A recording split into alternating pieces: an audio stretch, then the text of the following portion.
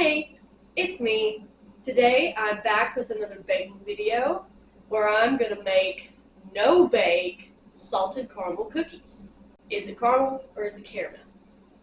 Personally, I say caramel because I'm country and I don't care. So I'm going to say caramel a lot. Bear with me. I saw this recipe on Facebook and decided that I needed to give it a try. It's been a minute since I've made no-bake cookies, and it's never been anything but the traditional peanut butter, chocolate, oats. I thought that it would be neat to branch out and try salted caramel. So we're going to jump right in. And as you can see, I'm at a different angle because 90% of this is going to be on the stove. So I'm going to bring you over here so that we can get started. So now we're at the stove, and I have done a little bit of prep work. I already have the sugar, a whole 2 cups of it, and we are going to add a stick and a half of butter and a can of evaporated milk. And I'm going to go ahead and turn the heat on, medium. And what we're trying to do here is melt everything all together and get it to boil.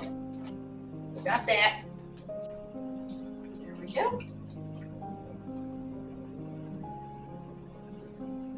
Now we're going to stir all of this together, and as this heats up, we have to keep stirring it until it comes to a boil. We are now boiling. It's probably been close to 10-15 minutes. I've just set a timer for 1 minute to let this boil, and then we're going to remove it from the heat and put in our instant butterscotch pudding mix. Timer's going off. Turn that off and put in the butterscotch.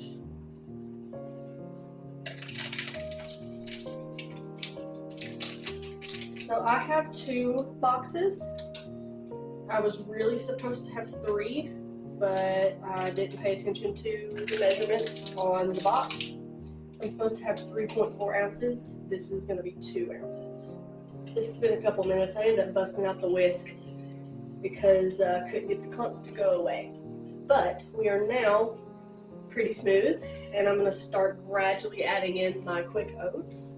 So this is quick oats with a dash of salt, and I do have my dash of salt already in there because I wanted just to have a one and done kind of process. So we're going to gradually add these in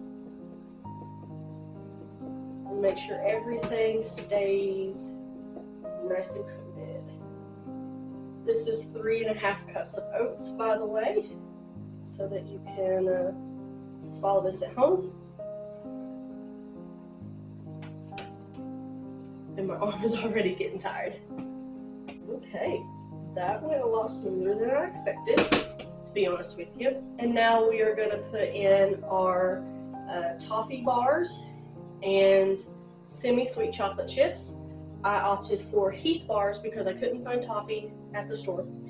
So I've got miniature Heath Bars that I've broken up and a cup of semi-sweet chocolate chips that I already have put together.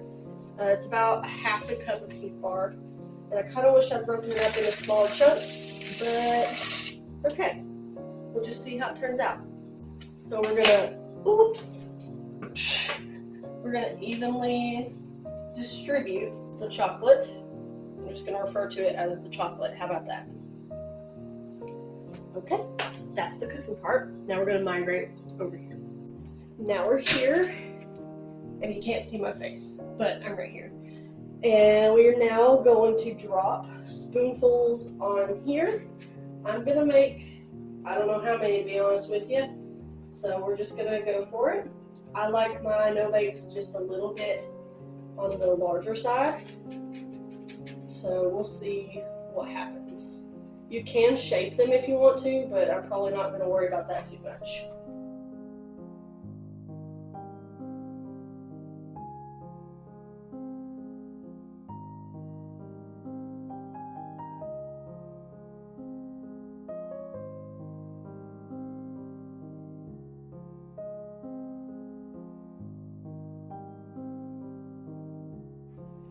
make another batch. So I've made 2 pans pretty much of this. That's 22 cookies, and I can't wait to eat them. So I'm gonna chill out for a few minutes until these get cool enough to where I can pick them up, and then I'm gonna do a taste test. So I'll be back shortly. Okay, so it's been about half an hour, maybe a little bit over, and I can safely say that these cookies probably are not gonna set up and be very firm. I don't know if that's because I had one less box of pudding, or just the recipe does not call for a firm cookie in the end. But as promised, I'm here to do a taste test. So I have a small ball that I made, and as you can see, it's still pretty soft, but I know it's gonna taste good. So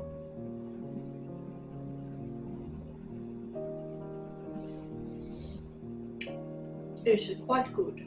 And I went in while they were setting up, and I added more salt on top, because when I taste tested my mix, it wasn't salty enough. So it's really coming through right now.